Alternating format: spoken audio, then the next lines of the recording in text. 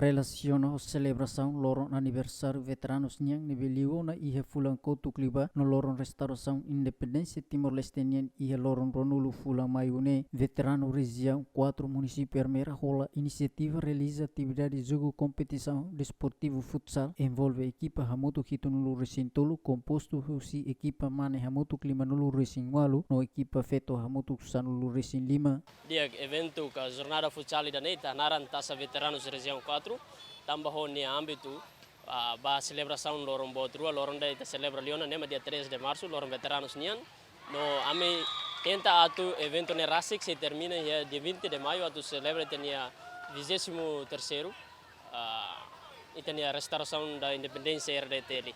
Agora husi âmbito celebração ruane ame especializa liu atu memoriza heróis e mártires nacionalmente. Liliu heróis e mártires husi região 4.